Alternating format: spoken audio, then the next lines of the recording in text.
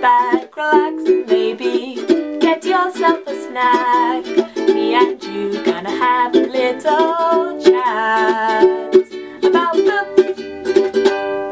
Hey guys! So it is that time again where I do another wrap up of the SPFBO books for you guys. If you don't know what SPFBO is, I will put a link down below to the blog post where Mark Lawrence announces it and talks all about it, and I'll put a link to my announcement video too, and all of the other wrap ups that I have done so far. So this time I'm going to talk about 5 books in ascending order from lowest rated to highest rated, and I'll tell you a little bit about each and why I rated them what I did.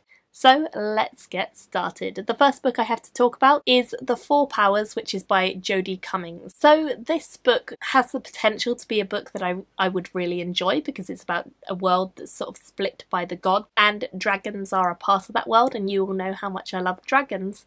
But for me, this just didn't really gel, and I did end up DNFing it at around 20%, so I did get a fair way through.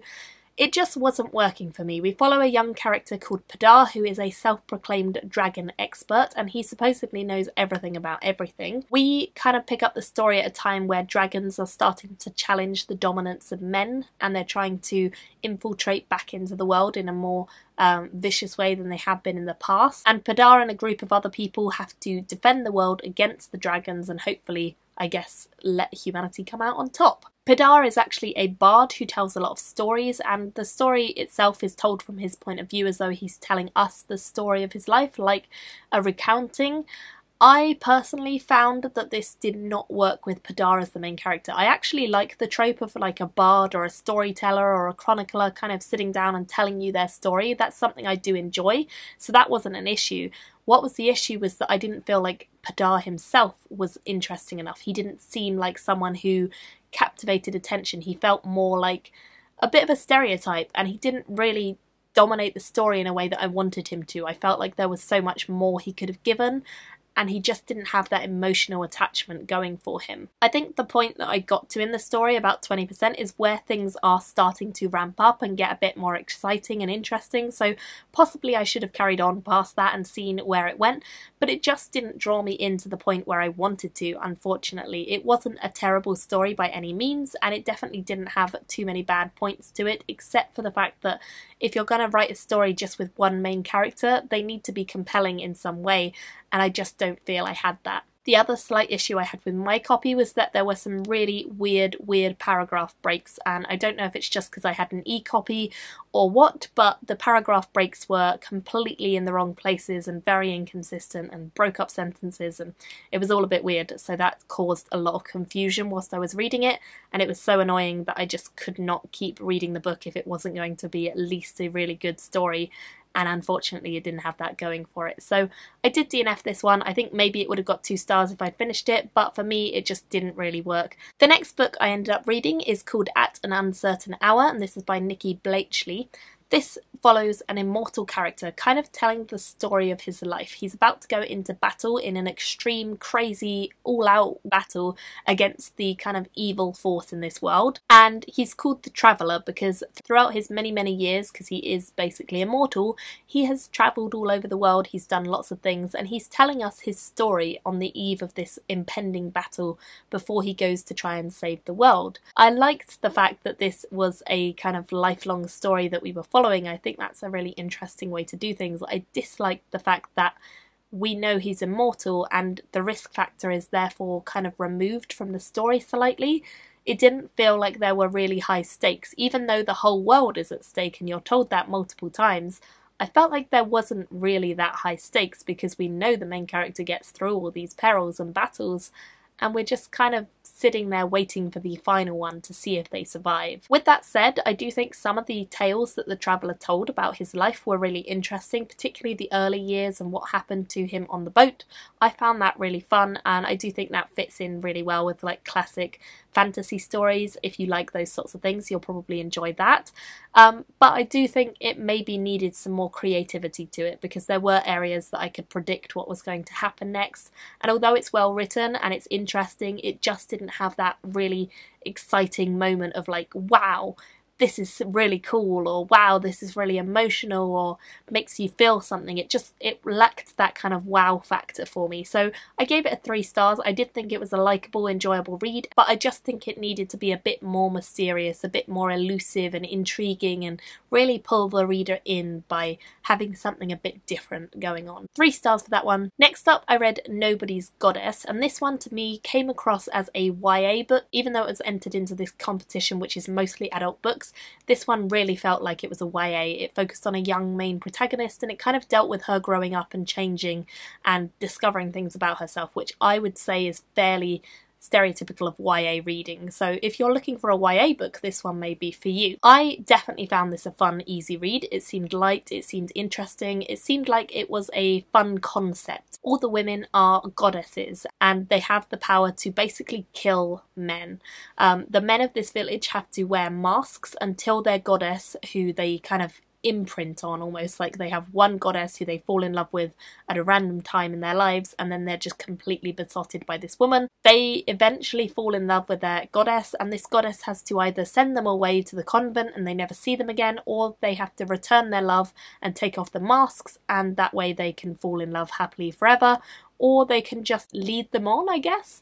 So they don't necessarily return the love, but they don't send them to the convent either, so they have to always wear a mask in case the women destroy them somehow. This whole town is watched over by a man who lives up in the tower, and it's all a bit weird, if I'm honest. That was my main thing, was that the concept of like women v men, magic involved, and mysterious Beauty and the Beast kind of situation. It was all interesting, but it felt a bit creepy at times as well, because there's this guy up in his tower watching it over it all. Does kind of really remind me of Beauty and the Beast at different times. It feels like it could almost be a retelling of that in some ways, because we have the young main character who really was a bit boring to me, but then we also have this kind of more beast-like fiery character who she goes and she meets, and he falls in love with her, but she's not in love with him, and it's a lot of drama.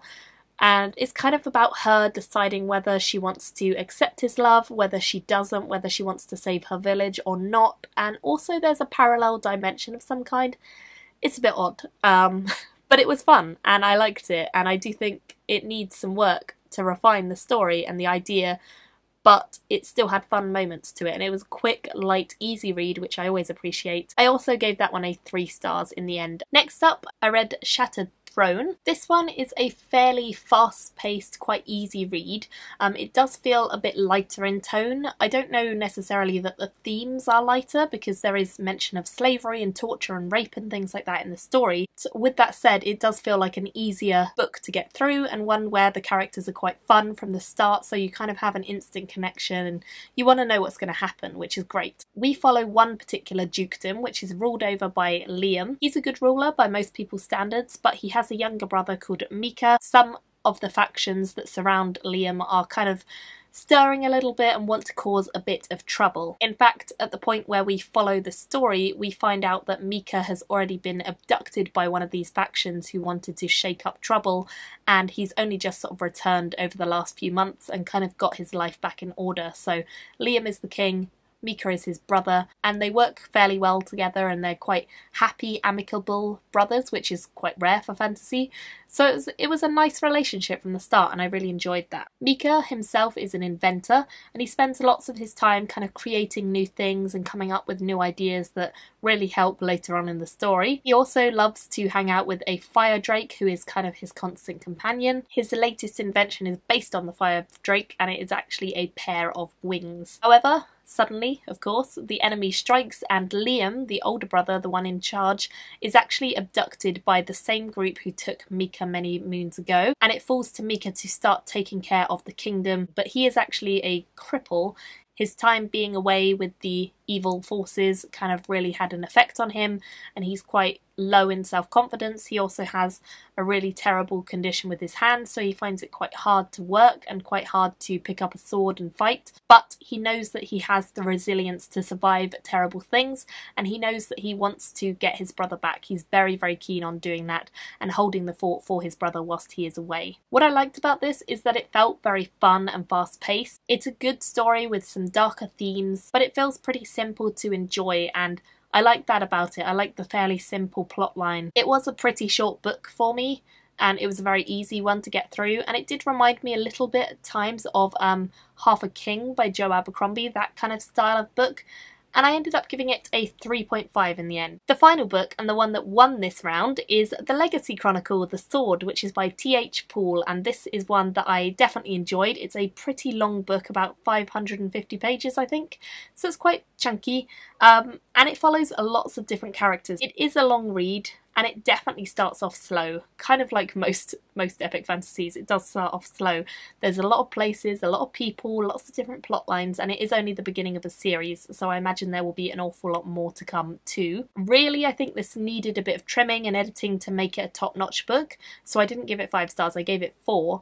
But I did really enjoy parts of it, and it actually opens with a scene from all the gods of this world, and I really, really like that. The gods are quite visceral in this world, and the meeting that they're having at the beginning of the book is to decide whether they should stay involved in the human affairs or whether they should back away and let humans and humanity get on with themselves and do whatever. Eventually they decide that they are going to stay involved, but only with very, very exceptional people who could possibly handle the blessing of the gods. And this causes a bit of a ruckus when the two humans who are chosen are on opposing sides, and I guess things go wrong from there. Once we have that out of the way and we've followed the gods and come to their conclusion of who they're going to pick, we then follow the main plotline, which focuses predominantly on a world where the North is invading, and the North is led by a man called Wolfbane. He's accompanied by mages, by an undead mage, many broken warriors, and things that are kind of like wolves called gnolls. Wolfbane himself doesn't actually feature an awful lot in the story. It's mostly focused on his kind of underlings and minions who have to go out and do things for him. And we see different people who are fighting against him and for him.